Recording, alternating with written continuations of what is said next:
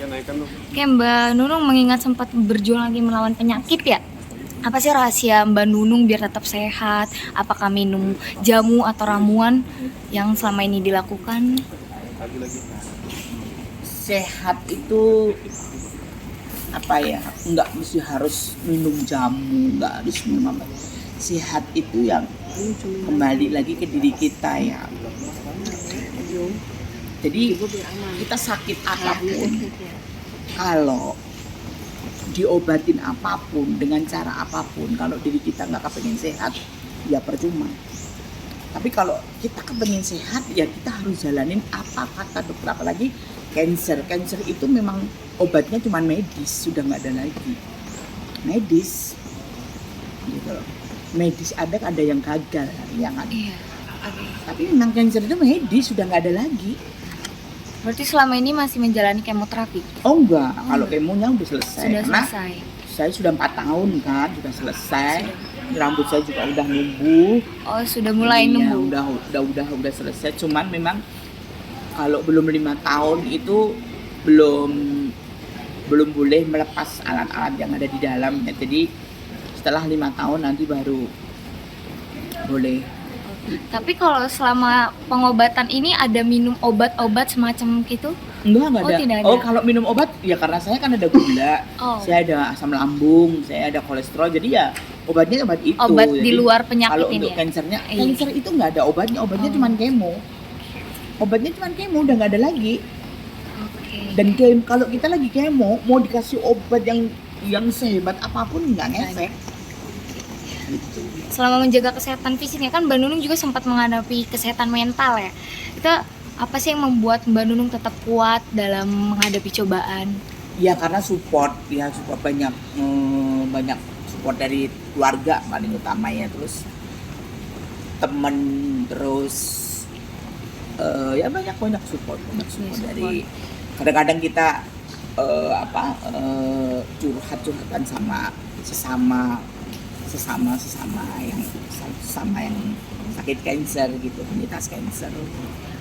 Lagi masa tahap pemulihan nih, bagaimana sih Mbak Nunung menjalani hari-hari sebagai survivor kanker? Menjalani hari-hari seperti biasa. Seperti orang ya, memang saya pikir saya harus sehat. Jadi saya menjalaninya ya dengan hidup sehat. Santai ya gitu Ya, ya. dengan hidup sehat. Kalau banyak pikiran itu memengaruhi sekali kali ya. Oh iya. Sangat ya. Saya itu kalau pikiran saya udah pikiran masalah keluarga gitu, Iya. udah pikiran. Nah itu kalau pikiran saya kacau itu tapi saya masalah keluarga, bukan masalah pekerjaan, bukan masalah teman, pasti masalah keluarga. Itu udah kayak keluar semua. Ada yang sini cekik, ada yang ini. Berarti memengaruhi banget ya kalau pengaruh banget. ada Sama masalah lambung gitu. naik. Udah pasti gitu deh. Karena memang semua penyakit itu awalnya kan memang dari sini. Dari pikiran ya memang. Gitu Iya. ya. Kita kena kanker, pikiran juga yang dimakan. Iya. Awal pertama pasti shock, pasti shock orang kena kanker pertama. Mbak Nunung ada kekhawatiran lagi nggak sih, kayak misalnya ya takutnya ada datang lagi kanker, ada kekhawatiran nggak sih Mbak? Kekhawatiran masih ada karena memang belum bisa dibilang survivor ya, belum dibilang survivor kanker. belum bisa dibilang gitu karena setelah 5 tahun baru. Iya. Kalau ini alat-alat di sini udah diambilin ya sudah gitu loh. Jadi ya dengan saya mendengar kemarin kabar almarhumah nggak ada itu, saya shock, bener-bener shock, nggak bisa mikir, cuma di kamar terus diem aja. Saya cuma nangis, saya cuma bisa dan saya doakan almarhumah, saya sholat, saya doakan, saya kirimkan Al-Fatihah, saya berdoa ya buat kesehatan saya. Menunung mungkin mengenang sosok almarhumah seperti apa sih semasa hidupnya, sedekat apa?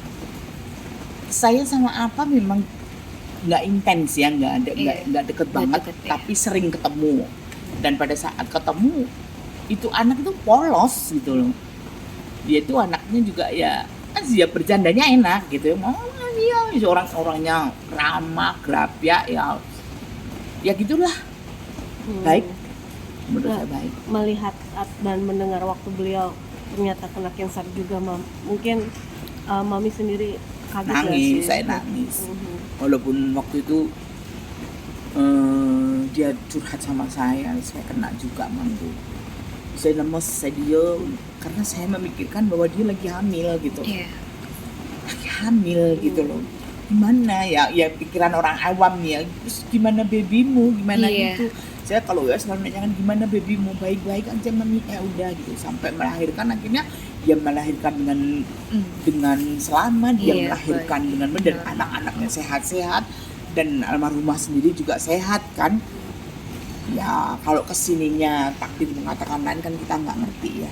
Nah, Mam, ini kan mendengar dari pihak keluarga ternyata Ko Alfa sendiri lebih memilih untuk menyelamatkan anaknya dibandingkan dirinya sendiri ini. Iya, Ini saya seperti apa, dengar Mam? bahwa Pak Alfa lebih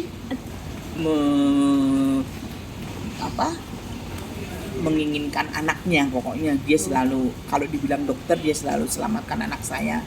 Itu ya kata-kata yang di berita-berita ya. Pokoknya dia selalu bilang selamatkan anak saya, selamatkan anak saya. Mungkin Pak Alfa sendiri tahu akibatnya nanti gitu ya. Cuman ya dia tetap tegar, dia tegar. Yang penting dia anaknya selamat. Ya itulah mungkin yang bisa dibilang apa ya, sahid ya. Sahid ya, udah surga lah. Pasti surga sudah menjamin Pak Alfa. Sosok Amin. almarhumah di mata Mami Nunung. Baik, anaknya baik, sopan, terus ceria, nggak ada sedih-sedihnya, itu ceria banget. Ya, udah ya, Mas. Mbak terakhir ini keputusan kan pindah ke Solo ya. Ini keputusannya itu untuk mengurangi beban kerja atau emang supaya pemulihan Enggak aja? pindah di Solo. Kemarin itu aku lagi layar lebar, beberapa layar lebar, aku capek, terus aku pulang ke Solo gitu loh. Gitu loh. Aku masih tinggal di Jakarta. Masih di Jakarta kos, berarti. masih. Cuman kemarin karena habis kerja berapa bulan itu, alhamdulillah dapat layar lebar. Ada berapa? 4 layar lebar ya, terus syuting terus aku pulang. Oh berarti masa pemulihan tetap di dunia hiburan ya? Masih. Masih nggak berhenti ya? Belum.